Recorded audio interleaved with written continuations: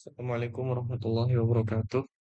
Saya Muhammad Rifki Majid dengan NIM 131924-2002 bermaksud untuk resensi, tugas resensi bahasa Indonesia, karya novel atau buku atau lain-lain.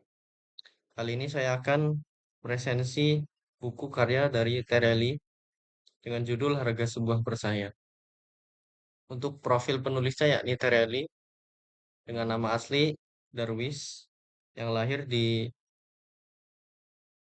Sumatera Selatan 21 Mei 1979, merupakan lulusan dari program studi akuntansi Fakultas Ekonomi dari UI yang sekarang menjadi penulis aktif dan udah banyak karya-karya yang beliau hasilkan.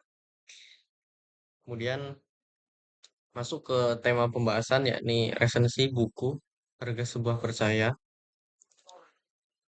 Eh, Sebelum saya masuk ke pembahasannya, ada saya jelaskan karakter-karakter terlebih dahulu. Yang pertama karakter utama yakni Jim sebagai pemeran utama, seorang pemuda penyuka biola.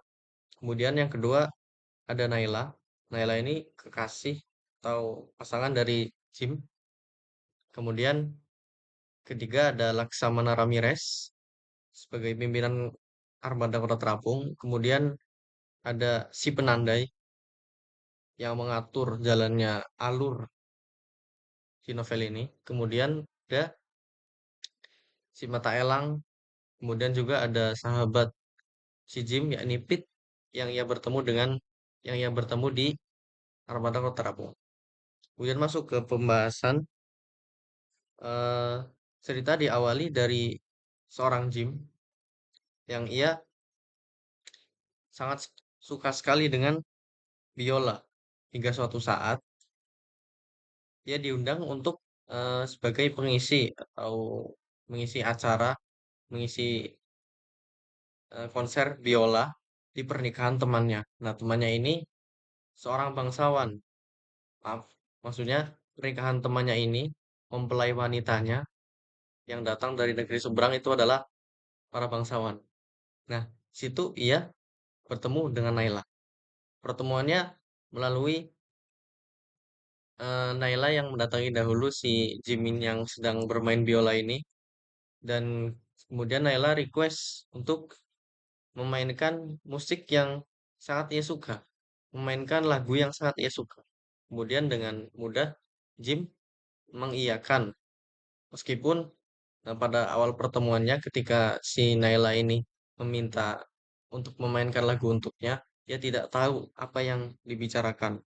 Dia tidak pandai berbahasa. Untungnya temannya tahu dan memberitahu si Jim ini dan itu. Kemudian akhirnya lambat laun saling mengenal satu sama lain antara Naila dan Jim, mulai tumbuh benih-benih cinta dan saling menyukai satu sama lain.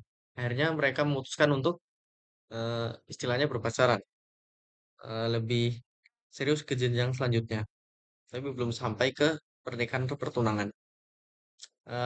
Kemudian datang masa mereka berpisah karena kunjungan pernikahan saudara temannya tadi, pernikahan temannya tadi sudah selesai.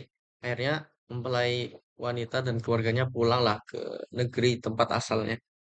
Kemudian disitulah si Jim dan Naila berkomunikasi dengan cara saling bertukar surat satu sama lain. Mereka memberi kabar tentang kebahagiaan dan lain-lain, kabar harapan-harapan yang akan datang, kabar ini dan itu, saling memberi suasana hati satu sama lain melalui surat. Sampai suatu ketika, surat yang datang tidak sama seperti biasanya.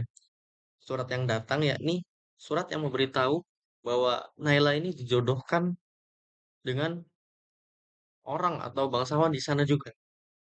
Seketika si Jim ini sakit hati, seketika Jim ini ingin marah tapi tidak punya kuasa, ingin datang ke Naila juga tidak punya kuasa. Ia hanya bisa berpasrah ketika sosok yang ia cintai akan menikah dengan orang lain. Kemudian sampai suatu ketika ia ingin sekali untuk datang melamar sosok Naila. Tapi sudah sejak lama orang tuanya tahu bahwa Naila itu menyukai sosok pemuda miskin seperti Jim. Sosok yang tidak setara dengan kalangan ia. Maka otomatis orang tuanya menolak untuk bisa memberikan Naila kepada si Jim ini. Akhirnya dia tidak punya kuasa apa-apa, ia hanya bisa berpasrah dan berdoa. Namun pertanyaan muncul, apakah doa bisa mengubah takdir? Apakah doa bisa merubah keadaan? Apakah doa bisa membuat seseorang berubah pikiran? Tidak pastinya, karena sesuatu butuh usaha. Situlah Jim mendapatkan pesan atau pelajaran bahwa cinta itu adalah kata kerja. Cinta itu butuh perjuangan, butuh kerja. Kalau eh, cinta itu hanya sebuah kata, maka itu tidak bisa direalisasikan, hanya sebuah kata tanpa kerja. Nah, itu dia. Kemudian sampai suatu ketika sudah rindu sekali si Jim ini akhirnya datang ke kediaman si Naila, kerajaan. Namun naas, ketika ia ingin sekali menemui Naila, Naila sudah terbujur kaku, meninggal, mati, wafat. Itu karena ia minum racun. Ketika ia tidak punya tujuan hidup, kehilangan semangat dan lain-lain, akhirnya ia pulang lah dan berniat untuk mengakhiri hidupnya di rumah. Namun ketika di perjalanan, ketika ia sedang beristirahat, datanglah sosok sang penandai ini. Ia memberitahu satu pesan, yakni pecinta sejati tidak akan pernah menyerah sebelum kematian datang sendiri. Nah, itu dia yang selalu sang penandai katakan setelah pertemuan-pertemuan selanjutnya dengan si Jim ini. Pada awalnya Jim tidak percaya. Kemudian sampai sampai ketika ia di rumah, ketika ia ingin mengakhiri hidupnya, bergemuruh suara derap langkah kaki pasukan-pasukan yang datang. Ternyata itu adalah pasukan dari kerajaan Naila yang menganggap bahwa kematian Laila itu disebabkan oleh si Jim ini, si pemuda miskin ini. Kemudian ia ditargetkan untuk balas dendam dan dibunuh. Namun takdir berkata lain. Si penandai datang untuk menolong. Si penandai membawa si Jim ini kabur dari kejaran eh, pasukan Naila, kerajaan Naila. Akhirnya ia ikutlah ke armada kota Terapung yang diketuai oleh Laksamana Ramirez. Di situ juga ia bertemu dengan sahabat barunya, yakni Pete yang sekamar dengan ia waktu itu. Dan julukan bagi si Jim ini ketika ia berada di armada kota Terapung di awal-awal masa ia di situ, yakni si Klasi yang menangis, yang mengekspresikan bahwa setiap saat ia memiliki wajah yang murung, tidak bahagia, dan selalu berlarut dalam kesedihan. Si Klasi yang menangis. Nah, namun semakin lambat laun, si Klasi yang menangis itu berubah menjadi sosok yang tangguh, berubah menjadi sosok yang berani, kuat, dan mampu untuk mengalahkan para perompak-perompak di armada-armada selain armada milik Laksamana Ramirez. Tentunya dengan peran sosok Laksamana Ramirez tersebut yang banyak memberikan pelajaran kepada si Jim ini melalui ceramah, melalui motivasi-motivasi, melalui pelajaran-pelajaran hidup atau pengalaman-pengalaman yang telah Laksamana Ramirez lalui. Akhirnya terbentuklah sosok Jim. Lambat laun datanglah eh, ke suatu tempat, ini armada terapung ini, datang suatu kerajaan yang kerajaan tersebut dalam keadaan berperang. Nah, di situ sang Laksamana diminta untuk membantu negeri tersebut untuk memenangkan perang. Dan pada akhirnya eh, negeri tersebut menang dan menang telak. Dan akhirnya mereka para awak kapal dan seluruh armada kota terapung diberi jamuan oleh para raja di negeri tersebut. Dijamu dan lain-lain, diberi tempat untuk istirahat dan lain-lain. Sampai suatu ketika si Jim ini sedang makan-makan, ia melihat sosok Naila. Mirip sekali dengan Naila. Plek ketipak benar-benar mirip dengan Naila. Sampai ia teringat lagi dengan sosok Naila yang dahulu ia tidak bisa berjuang. Ia mati begitu sia-sia.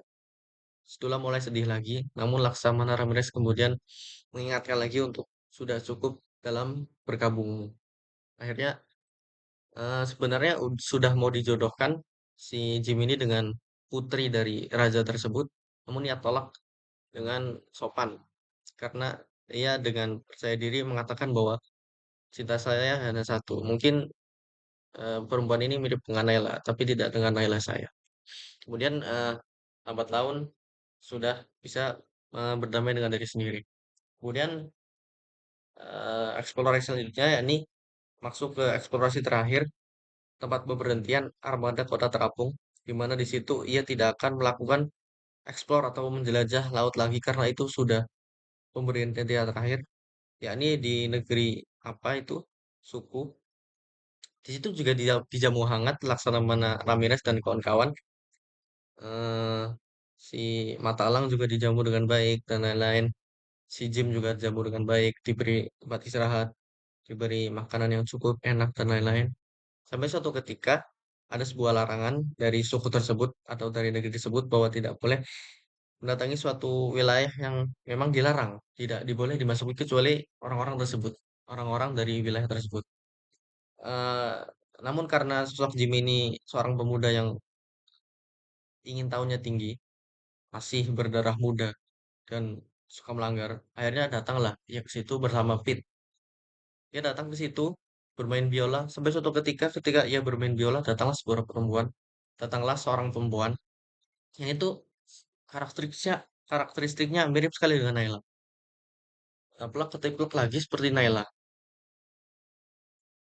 Mereka saling mencintai dalam hati ini si Jim. Inilah Nailaku kayak sepertinya. Lain-lain.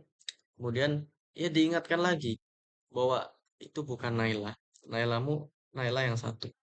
Akhirnya ia tidak ingin lagi untuk bersama dengan Naila cloningan tadi yang mirip. Sampai suatu ketika ia ditangkap oleh para penjaga suku tersebut karena itu memang daerah terlarang yang tidak boleh dimasuki oleh selain suku tersebut. Ditangkaplah dan diikat atau dikurung bersama Pit. Nah, di situ si penandai datang lagi menolong mereka berdua.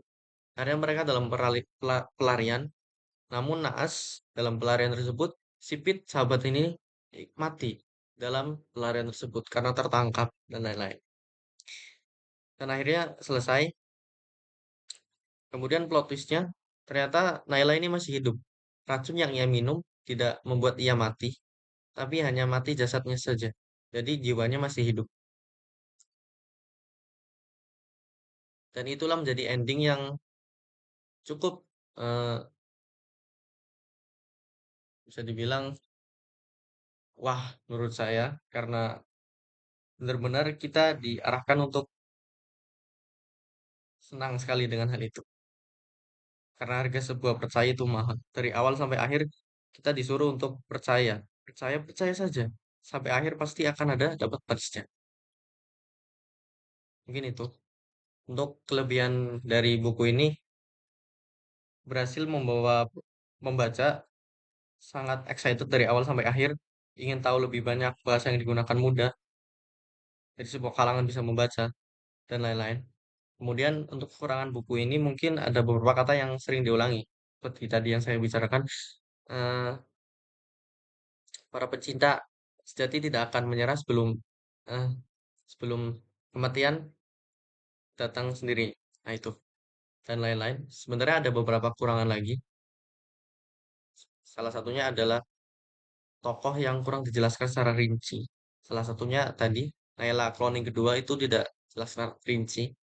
Naila yang satu, yang itu juga tidak terlalu rinci dan lain-lain. Banyak sebenarnya kekurangannya cuma karena durasinya tidak cukup, hanya 15 menit. Saya cukupkan di sini. Kurang lebihnya mohon maaf. Oh iya, saya baca buku ini sebenarnya udah 2 tahun yang lalu dari SMA. Dan sekarang saya ulas lagi, saya mau rujak lagi. Assalamualaikum warahmatullahi wabarakatuh. Terima kasih.